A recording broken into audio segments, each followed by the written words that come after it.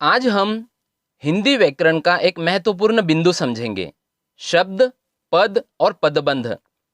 मैं एक विशेष बात बताऊं कि हमारे इस आज के वीडियो में आपको पदबंध की कुछ ऐसी विशेषताएं बताई जाएगी जिनके आधार पर आप केवल देखते ही पदबंध की पहचान कर सकोगे।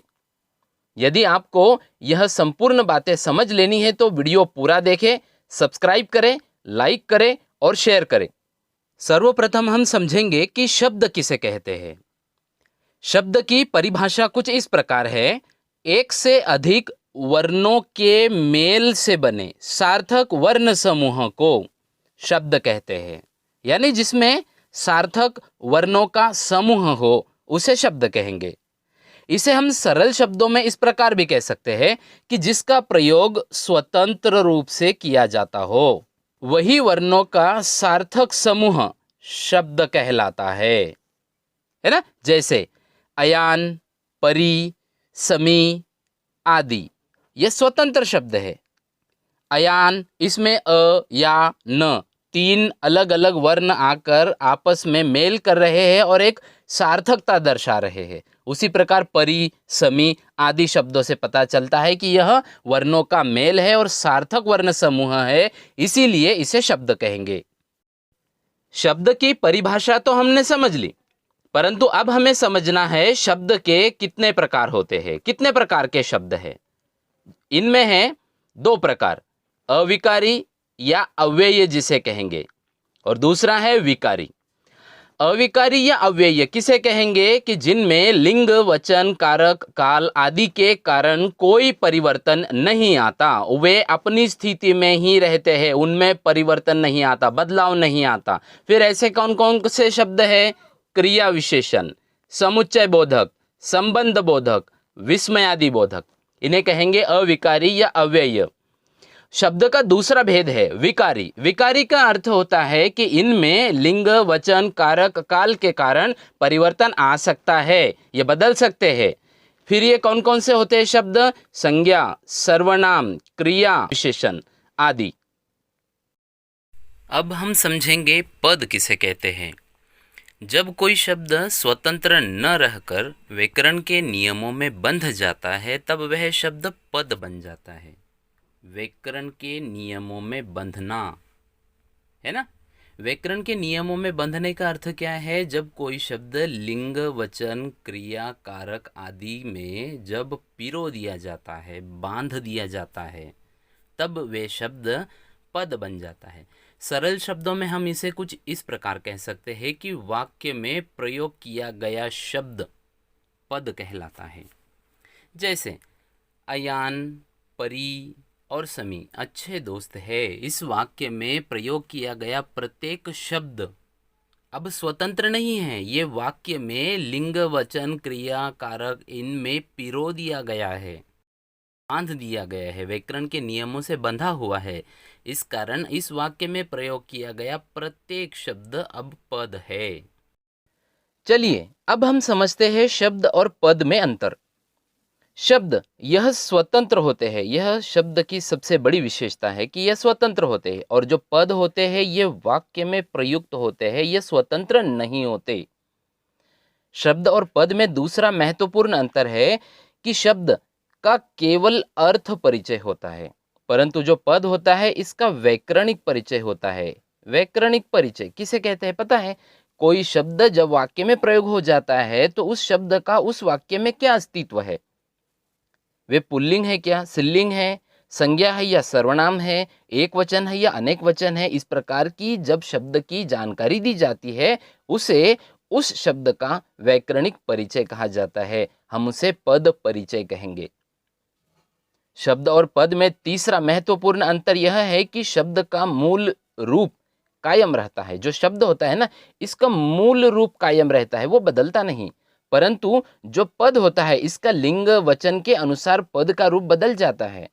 मान लीजिए शब्द में आपने लड़का यह शब्द लिखा, जब वे वाक्य में प्रयोग हो जाएगा और उसका लिंग बदला जाएगा तो वो लड़की हो जाएगा, वचन बदला जाएगा तो लड़के हो जाएगा। इस प्रकार पद में लिंग, वचन के अनुसार पद का रूप परिवर्तन होता है, शब्द का नहीं।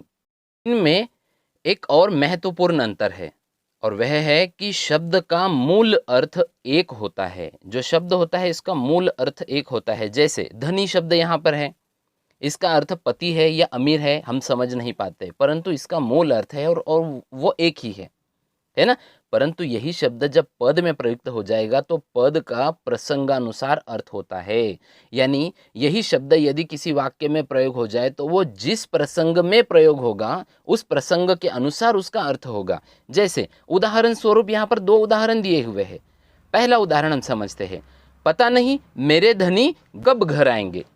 कोई महिला है जो अपने पति के बारे में जानकारी दे रही है। वे कह रही है कि पता नहीं मेरे धनी कब घर आएंगे। यहाँ पर जो धनी शब्द आया हुआ है ना, ये पति के अर्थ में आया हुआ है। यानी इस प्रसंग में इस धनी शब्द का पति यह अर्थ है। दूसरा उदाहरण, मेरा मित्र धनी आदमी है। कोई व्यक्ति है जो अपने मित्र को धनी कह रहा है। इसका अर्थ यहाँ पर यह प्रसंग ऐसा है कि यहाँ कोई व्यक्ति अपने मित्र को धनी कह रहा है, अमीर। यहाँ धनी शब्द का अमीर यह अर्थ है। और इस प्रकार हम शब्द और पद में अंतर स्पष्ट कर सकते हैं। चलिए अब हम समझेंगे पदबंध किसे कहते हैं। जब एक से अधिक पद आपस में मिलकर किसी एक व्याकरणिक इकाई का कार्य करे तब उस पदों के समूह को पदबंध कहते हैं। याद रखिएगा, एक से अधिक पद आपस में मिलकर एक व्याकरणिक इकाई का कार्य करते हैं, उसे पदबंध कहा जाता है। सरल शब्दों में यदि समझना चाहेंगे तो हम उसे इस प्रकार समझेंगे कि वाक्य में एक से अधिक पद मिलकर, यानी पदों का समूह मिलकर संज्ञा, सर्वनाम, विशेषण, क्रिया, क्रिया विशेषण, इनमें से किसी एक व्याकरणिक इकाई का कार्य करने वाला पद समूह पदबंध कहलाएगा। जैसे उदाहरण दिया है यहाँ पर, मेरे पड़ोस का अक्षद। अब यहाँ पर मेरे पड़ोस का अक्षद 3-4 पद मिलकर एक व्याकरणिक इकाई का कार्य कर रहे हैं और इन सब को मिलकर एक पदबंध बना है, पदों का समूह बना है। दूसरा उदाहरण है, शेर की तरह दहाड़ने वाले तुम बहुत जल्दी घबरा गए। इसमें शेर की तरह दहाड़ने वाले तुम, ये जो पदों का समूह है इसे पदबंध कहा जाता है। पदबंध वास्तव में पदों का समूह है, पदों का ग्रुप है। दो या दो से अधिक पद आपस में मिलकर अपना एक ग्रुप बना लेते हैं, एक समूह बना लेते हैं और वे ग्रुप, वो समूह कभी संज्ञा का कार्य कर रहा होता है, कभी विशेषण का, कभी क्रिया का और कभी तो क्रिया की विशेषता बताने का कार्य कर रहा होता है। और इसी कारण ऐसे पदों के समूह को जो संज्ञा, सर्वनाम, विशेषण, क्रिया या क्रिया विशेषण का कार्य कर रहे होंगे, ऐसे पदों के समूह को, पदों के ग्रुप को पदबंध कहा जाता है। पदबंध का पहला भेद हम समझेंगे, संज्ञा पदबंध। पहले हम संज्ञा की परिभाषा भी समझ लेते हैं। किसी व्यक्ति, वस्तु, स्थान या भाव के नाम को संज्ञा कहा जाता है। फिर संज्ञा पदबंध किसे कहेंगे कि संज्ञा का कार्य करने वाला पद समूह संज्ञा पदबंध कहलाता है। याद रखिएगा, संज्ञा का कार्य करने वाला पद समूह संज्ञा पदबंध कहलाता है। इसकी विशेषताएं हैं जिनके माध्यम से हम संज्ञा पदबंध को देखते ही पहचान सकते हैं। पहली विशेषता है कि ये जो पदों का समूह होगा इसमें से जो अंतिम पद होगा वे होगा संज्ञा पद। दूसरी बात, जो अंतिम पद है वही मुख्य पद होगा।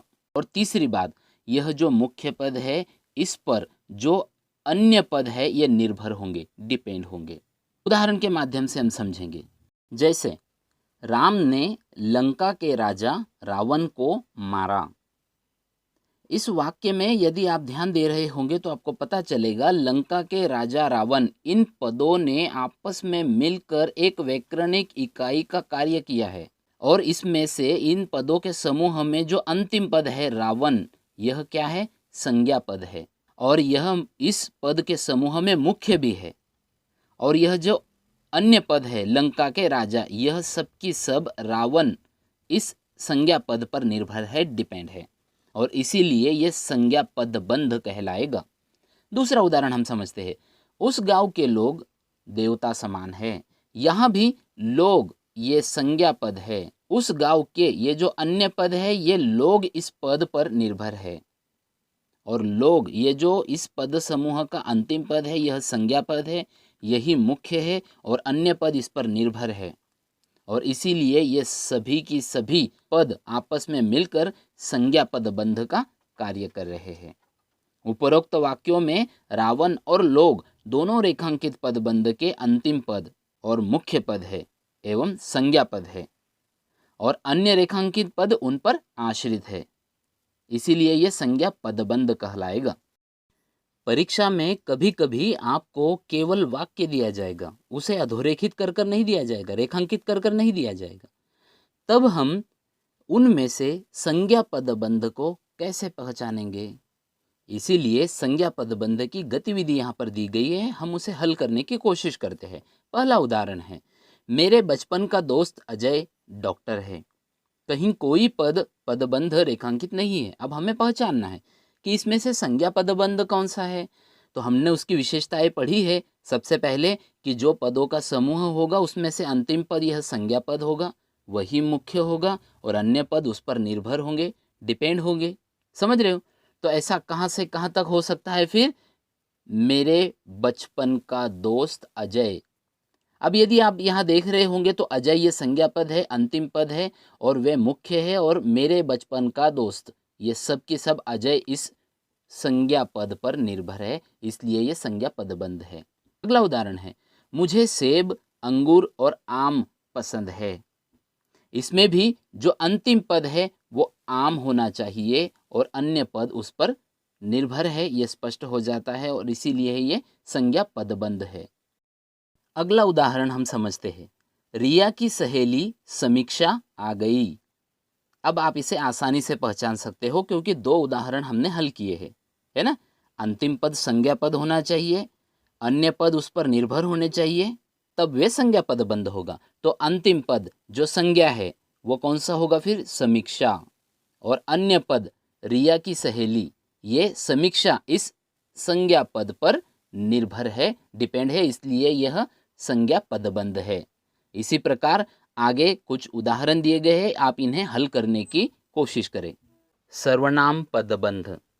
आइए हम सर्वनाम पदबंध को समझने की कोशिश करते हैं। पहले हम सर्वनाम किसे कहते हैं ये समझेंगे, है ना। नाम के स्थान पर प्रयोग किए जाने वाले शब्दों को सर्वनाम कहा जाता है। तो अब सर्वनाम के कौन कौन से भेद है, उसमें कौन कौन से शब्द प्रयोग में लाए जाते हैं, ये सब की सब हमें याद आ जाने चाहिए, क्योंकि ऐसे ही सर्वनाम शब्दों का प्रयोग जहाँ पर किया जाएगा वे सर्वनाम पदबंध होंगे। आइए हम सर्वनाम पदबंध पहले समझ लेते हैं। सर्वनाम का कार्य करने वाला पद समूह सर्वनाम पदबंध कहलाता है। सर्वनाम का काम करने वाला पद समूह सर्वनाम कहलाएगा। इसकी विशेषताएं है कि पदबंध का जो अंतिम पद होगा यह सर्वनाम होगा, वही अंतिम पद ये मुख्य पद होगा, और यह मुख्य पद पर जो उस पद समूह के अन्य पद होंगे वे डिपेंड कर रहे होंगे, निर्भर कर रहे होंगे। सर्वनाम पदबंध के उदाहरण हम समझते हैं। सबका आदर करने वाला मैं आज गलती कर बैठा। इस वाक्य में यदि आप देख रहे होंगे तो जो रेखांकित किया गया है यह पदों का समूह, यह सर्वनाम पदबंध है। क्यों? क्योंकि इसमें जो अंत में आया हुआ पद है यह सर्वनाम है, यही मुख्य है। और सबका आदर करने वाला यह जो पदों का समूह है, अन्य पद है, ये सब के सब मैं इस सर्वनाम पद पर डिपेंड है और इसीलिए ये सर्वनाम पदबंध है। अगला उदाहरण हम समझते हैं। हमेशा भाग दौड़ करने वाले तुम आराम से बैठे हो। इसमें भी तुम यह क्या है? सर्वनाम पद है। हमेशा भाग दौड़ करने वाले यह सभी पदों का जो समूह है ये सब की सब तुम इस सर्वनाम पद पर डिपेंड है और इसलिए यह संपूर्ण पद समूह सर्वनाम पदबंध कहला रहा है। उपरोक्त वाक्यों में मैं और तुम दोनों रेखांकित पदबंध के अंतिम पद मुख्य पद है, सर्वनाम पद है, और अन्य सभी पद उस रेखांकित पदबंध पर निर्भर है, डिपेंड है, इसलिए इन्हें सर्वनाम पदबंध कहा जाता है। सर्वनाम पदबंध की गतिविधि हम हल करते हैं। पहला उदाहरण है, शेर की तरह दहाड़ने वाले तुम इतने जल्दी घबरा गए। इस वाक्य में कहीं कोई पदबंध रेखांकित कर कर नहीं दिया गया है। अब यदि हमें इसे पहचानना होगा कि इसमें से कौन सा पदबंध है जो सर्वनाम पदबंध है, तो हम कैसे छांटेंगे, कैसे पहचान पाएंगे? तो चलिए, जो विशेषताएं हमने सर्वनाम पदबंध की पढ़ी उन्हें यहाँ लागू कर कर देखते हैं। जैसे सर्वनाम पदबंध में जो अंतिम पद होगा वह सर्वनाम होगा, वही अंतिम पद ये मुख्य पद होगा, और अन्य पद ये उस मुख्य पद पर निर्भर होंगे, डिपेंड कर रहे होंगे। तो यहाँ पर शेर की तरह दहाड़ने वाले तुम इतने जल्दी घबरा गए, इनमें से कौन सा ऐसा पद है जो सर्वनाम है? और वह है तुम। यह सर्वनाम पद है और यह मुख्य है, और इस पर शेर की तरह दहाड़ने वाले ये जो पदों का समूह है, ये तुम इस सर्वनाम पद पर डिपेंड है, निर्भर करता है, और इसलिए शेर की तरह दहाड़ने वाले तुम, यहाँ तक ये सर्वनाम पदबंध होगा। अगला उदाहरण हम समझते हैं। किसी से न डरने वाला मैं तुमसे क्यों डरने लगा? इस वाक्य में भी हमें सर्वनाम पद खोजना है, और वह है मैं। यह सर्वनाम पद है और यह मुख्य है, और इसी पर किसी से न डरने वाला ये पद निर्भर है, डिपेंड करते हैं, और इसलिए किसी से न डरने वाला मैं ये संपूर्ण पदबंध सर्वनाम पदबंध होगा। अगला उदाहरण हम समझते हैं। सबको ताने मारने वाला वह आज पछता रहा है। इसमें वह ये सर्वनाम पद है, मुख्य है, और इसी पर सबको ताने मारने वाला यह पदों का समूह निर्भर कर रहा है, डिपेंड है, और इसीलिए सबको ताने मारने वाला वह आज पछता रहा है।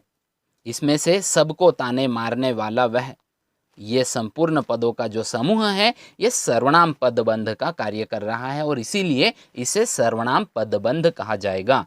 अन्य उदाहरण यहाँ दिए हैं, आप उन्हें हल करने का प्रयत्न कीजिए। अब हम पदबंध का ऐसा भेद समझेंगे जो विशेषण दर्शाता है, उसे कहेंगे विशेषण पदबंध। हमें विशेषण की परिभाषा पहले समझ लेनी चाहिए। संज्ञा या सर्वनाम पदों का जो विशेष दर्शाता है, जो विशेषता बताता है, ऐसे शब्दों को विशेषण कहा जाता है। अब हम समझेंगे विशेषण पदबंध। विशेषण का कार्य करने वाला पद समूह विशेषण पदबंध कहलाता है। इसका अर्थ जो पदों का समूह विशेषण का कार्य कर रहा होगा उसे विशेषण पदबंध कहा जाएगा। इसमें क्या विशेषताएं हैं? कैसे हम पहचान सकते हैं कि कौन सा पदों का समूह ये विशेषण पदबंध है? इसमें विशेषता पहली है कि जो पदबंधों का समूह होगा उसमें अंतिम पद ये विशेषण पद होगा, वही अंतिम पद ये मुख्य होगा, और अन्य पद जो होंगे ये प्रविशेषण होंगे। प्रविशेषण किसे कहा जाता है? जो विशेषण की विशेषता दर्शाता है। अगला विशेष हिस्सा इसका यह है कि मुख्य पद पर जो अन्य पद है ये निर्भर कर रहे होंगे, और सबसे बड़ी बात विशेषण पदबंध यदि हमें पहचानना है तो याद रखना होगा कि जहां विशेषण पदबंध समाप्त हो रहा है उसके तुरंत बाद संज्ञा शब्द आ रहा होगा या सर्वनाम शब्द आ रहा होगा। इस बात को हम उदाहरण के माध्यम से समझते हैं। पहला उदाहरण है, मोहन नेक, ईमानदार तथा परिश्रमी बालक है। इसमें जो अंतिम पद आया हुआ है यह विशेषण है, अन्य पद इस पर निर्भर है, डिपेंड कर रहे हैं, और तुरंत बाद यानी विशेषण पदबंध के तुरंत बाद एक संज्ञा पद आया हुआ है। दूसरा उदाहरण देखिए, मुझे 2 लीटर ताज़ा दूध चाहिए। इसमें भी जो अंतिम पद है यह ताज़ा है, जो विशेषण है, और अन्य पद 2 लीटर ये सब की सब ताज़ा इस विशेषण शब्द पर निर्भर कर रहे हैं, डिपेंड कर रहे हैं। और सबसे बड़ी बात कि इन सब विशेषण पदबंध के बाद दूध यह संज्ञा पद आया हुआ है। उपरोक्त वाक्यों में परिश्रमी और ताज़ा दोनों रेखांकित पदबंध के अंतिम मुख्य और विशेषण पद है, और अन्य रेखांकित पद उन पर आश्रित है, डिपेंड कर रहे हैं। सबसे बड़ी बात कि पदबंध जहां समाप्त हो रहा है उसके तुरंत बाद संज्ञा पद आया हुआ है। इसी आधार पर हम कह सकते हैं कि यह विशेषण पदबंध है। विशेषण पदबंध को गतिविधि के माध्यम से हम और अधिक समझने का प्रयत्न करते हैं। पहला उदाहरण है, वह बहुत सुंदर चित्र बनाता है। देखिए इस वाक्य में किसकी विशेषता बताई गई है? चित्र की। वह बहुत सुंदर चित्र बनाता है। यदि चित्र की विशेषता बताई गई है तो कौन कौन से शब्दों के माध्यम से बताई गई है? बहुत सुंदर, इन शब्दों के माध्यम से बताई गई है ना। इसका अर्थ बहुत सुंदर, यह जो हो गया ये विशेषण पदबंध हो गया। यदि हमने विशेषण पदबंध चुना है तो क्या यह सही है? यदि इसे जांचना होगा तो हमें यह ध्यान में रखना होगा कि इस विशेषण पदबंध के तुरंत बाद क्या कोई संज्ञा या सर्वनाम पद आया हुआ है? जी बिल्कुल, चित्र यह संज्ञा पद आया हुआ है। इसका अर्थ जो विशेषण पदबंध हमने चुना वो बिल्कुल सही है। बहुत सुंदर, यह विशेषण पदबंध हो गया। इसमें जो सुंदर शब्द है यह विशेषण है और बहुत यह जो शब्द है यह प्रविशेषण है। अगला उदाहरण हम समझते हैं। सबकी प्यास बुझाने वाली नदी आज सूखी पड़ी है। देखिए इस वाक्य में किसकी विशेषता भी बताई गई है? नदी की। नदी जो कि संज्ञा शब्द है, इसकी विशेषता बताई गई है। कौन से शब्दों के माध्यम से बताई गई है? सबकी प्यास बुझाने वाली, इन शब्दों के माध्यम से। यदि नदी यह संज्ञा शब्द है और उसकी विशेषताएं सबकी प्यास बुझाने वाली इन शब्दों के माध्यम से बताई जा रही है तो इन सभी शब्दों का कार्य विशेषण का कार्य है। और जब एक या एक से दो या दो से अधिक पद मिलकर विशेषण का कार्य करने लगे तब वे विशेषण पदबंध कहलाता है ना। और इसमें पदबंध के तुरंत बाद एक संज्ञा शब्द आया हुआ है नदी, इसलिए यह संपूर्ण पदबंध सबकी प्यास बुझाने वाली, यहां तक यह विशेषण पदबंध हो गया। अगला उदाहरण हम समझते हैं। सबको ताने मारने वाला वह आज पछता रहा है। इसमें किसकी विशेषता बताई गई है? वह सर्वनाम पद है, इसकी विशेषता बताई गई है। किन शब्दों के माध्यम से? सबको ताने मारने वाला। तो सबको ताने मारने वाला यह विशेषण पदबंध हो गया और इस विशेषण पदबंध के तुरंत बाद वह, यह सर्वनाम पद आया हुआ है और इसकी विशेषताएं बताई जा रही है। इसलिए सबको ताने मारने वाला यह विशेषण पदबंध हो गया। अन्य उदाहरण यहाँ दिए गए हैं, आप उनको हल करने का प्रयत्न कीजिए। पदबंध का चौथा भेद हम समझते हैं, क्रिया पदबंध। पहले हम क्रिया का अर्थ समझ लेते हैं। इसकी क्या परिभाषा है?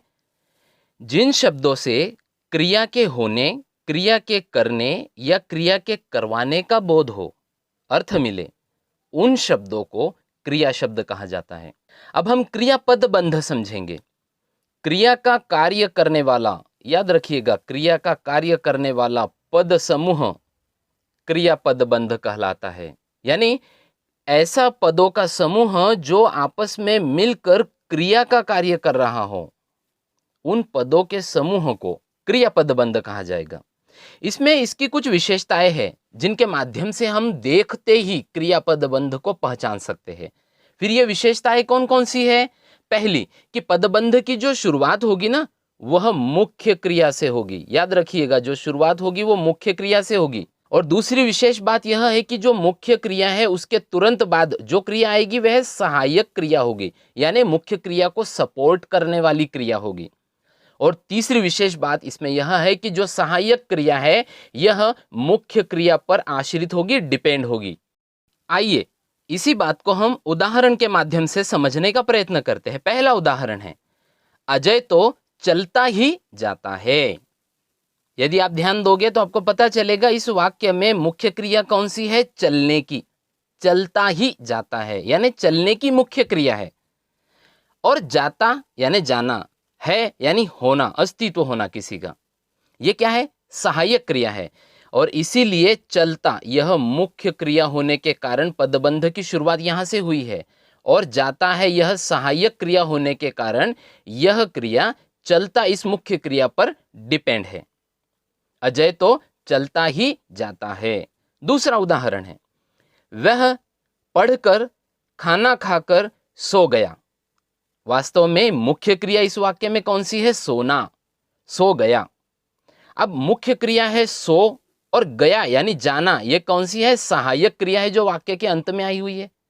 और ये गया सहायक क्रिया सो इस मुख्य क्रिया पर डिपेंड कर रही है, और इसलिए सो गया ये दोनों पद मिलकर क्रिया पदबंध हो गया।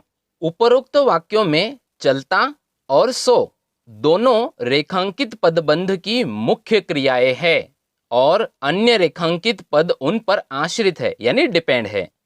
सबसे महत्वपूर्ण बात यह है कि पदबंध की शुरुआत मुख्य क्रिया से हुई है और अंतिम पद यह सहायक क्रिया है, जो हमें इन विशेषताओं के माध्यम से स्पष्ट करा रही है कि यह क्रिया पदबंध है।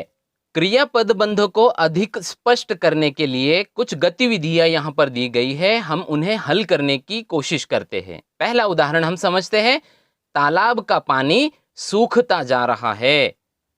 याद रखिएगा, यदि हमें इस प्रकार वाक्य दिया गया हो और उसमें से हमें कहा गया हो कि आप रेखांकित कीजिए कि कौन सा क्रिया पदबंध है, तब हमें क्या करना है? सर्वप्रथम उस वाक्य की मुख्य क्रिया कौन सी है उसे खोजना है।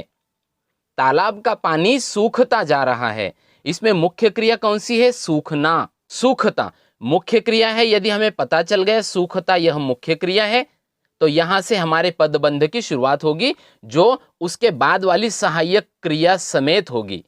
यानी जा रहा है यह सहायक क्रिया है और यह सूखता इस मुख्य क्रिया पर डिपेंड है। फिर हमारा क्रिया पदबंध कौन सा बनेगा? सूखता जा रहा है। यह सब की सब पदों का समूह क्रिया पदबंध कहलाएगा। दूसरा उदाहरण हम समझते हैं, मेरी दादी कहानी सुनाती रहती है। देखिए, इस वाक्य में भी सुनाना, कहानी का सुनाना मुख्य क्रिया है, इसलिए सुनाती यह मुख्य क्रिया हमें मिल गई और यही से हमें पदबंध की शुरुआत करनी है। सुनाती रहती है, रहती है यह सहायक क्रिया है, सुनाती यह मुख्य क्रिया है और इन सभी क्रिया शब्दों को मिलाकर क्रिया पदबंध बनेगा।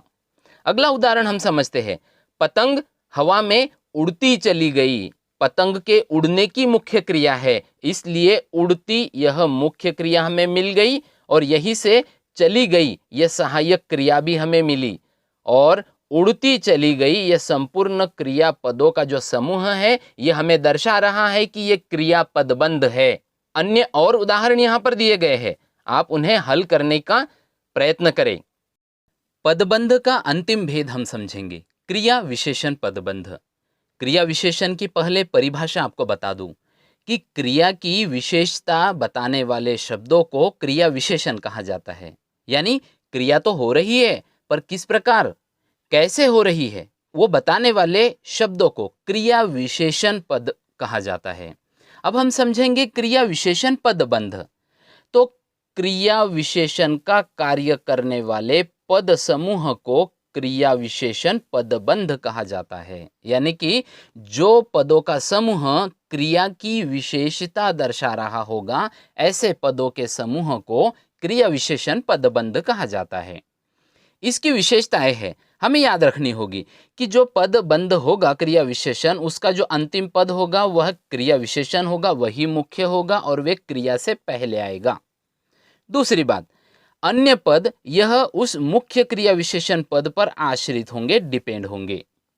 और तीसरी और सबसे बड़ी बात कि आपको क्या करना है, जो वाक्य प्रश्न के रूप में आपके सामने आएगा, उस वाक्य में जो क्रिया है उस क्रिया को कब, कहाँ, कैसे, कितना, इन शब्दों को लगाकर प्रश्न करना है। यदि उत्तर मिलता है तो वे क्रिया विशेषण पदबंध है और जो उत्तर मिलेगा वही क्रिया विशेषण पदबंध होगा। चलिए जल्दी से हम समझ लेते हैं उदाहरण के माध्यम से इसी बात को। पहला उदाहरण है, वह सफेद घोड़ा बहुत तेज दौड़ता है। यहाँ पर दौड़ने की क्रिया है और इसकी विशेषता क्या है? बहुत तेज दौड़ा जा रहा है, परंतु कैसे? बहुत तेज, है ना। तो हम इस क्रिया को, दौड़ता है, इस क्रिया को प्रश्न करना है हमें। कैसे दौड़ता है? उत्तर मिल रहा है बहुत तेज, तो फिर ये क्रिया विशेषण पदबंध है, क्योंकि दौड़ना इस क्रिया की विशेषता दर्शा रहा है, बहुत तेज दौड़ना। दूसरा उदाहरण, माँ कल सुबह तक आएगी। माँ के आने की क्रिया है, आएगी, माँ के आने की क्रिया है। कब आएगी? क्रिया को प्रश्न किया, अब उत्तर मिला कल सुबह तक आएगी। इसका अर्थ कल सुबह तक यह क्रिया विशेषण पदबंध है। उपरोक्त वाक्यों में तेज और तक दोनों मुख्य क्रिया से पहले आए हैं और अन्य रेखांकित पद उन पर आश्रित है, डिपेंड है। खासकर कैसे और कब आदि शब्द लगाकर क्रिया को प्रश्न पूछने पर उत्तर मिला, इसीलिए यह क्रिया विशेषण पदबंध है। चलिए क्रिया विशेषण पदबंध को गतिविधि के माध्यम से और अधिक स्पष्ट करने की कोशिश करते हैं। पहला उदाहरण हम हल करते हैं। वह लगभग 5:30 बजे पहुंचा। देखिए यहाँ पर पहुंचना यह मुख्य क्रिया है और हमने क्रिया विशेषण पदबंध में उसकी विशेष बातें जानी हैं कि यदि जो वाक्य प्रश्न के रूप में आपको दिया गया हो, उस वाक्य की क्रिया को यदि हमने कब, कहाँ, कैसे और कितना इस प्रकार के किसी एक शब्द को लगाकर क्रिया को प्रश्न पूछा तो उत्तर मिलता है, और जो उत्तर मिलता है वही क्रिया विशेषण पदबंध होता है। तो चलिए, वह लगभग 5:30 बजे पहुंचा। इस वाक्य में मुख्य क्रिया को प्रश्न करते हैं। पहुंचने की क्रिया है, पहुंचा, है ना। इस क्रिया को अब हम कब पहुंचा प्रश्न करते हैं, उत्तर मिला लगभग 5:30 बजे। इसका अर्थ लगभग 5:30 बजे, ये जो क्रिया विशेषण पदबंध है, ये जो पदों का समूह है, यह क्रिया विशेषण पदबंध है। अगला उदाहरण हम समझते हैं। आलोचना दबी जबान से की जा रही थी। इसमें की जा रही थी यह क्रिया है। हम इस क्रिया को प्रश्न करते हैं। आलोचना कैसे की जा रही थी? दबी जबान से की जा रही थी। इसका अर्थ जो उत्तर मिला वह क्रिया विशेषण पदबंध है, और वो उत्तर क्या मिला? दबी जबान से की जा रही थी। इसमें से दबी जबान से ये क्रिया विशेषण पदबंध है। अगला उदाहरण हम समझते हैं। पतंग हवा में लहराते इतराते उड़ती चली गई। इस वाक्य में उड़ती चली गई यह क्रिया है। इसको हमें प्रश्न करना है, कैसे उड़ती चली गई? लहराते इतराते। ये जो पदों का समूह है यह है क्रिया विशेषण पदबंध। अन्य और उदाहरण यहाँ दिए गए हैं, आप उन्हें हल करने का प्रयत्न कीजिए।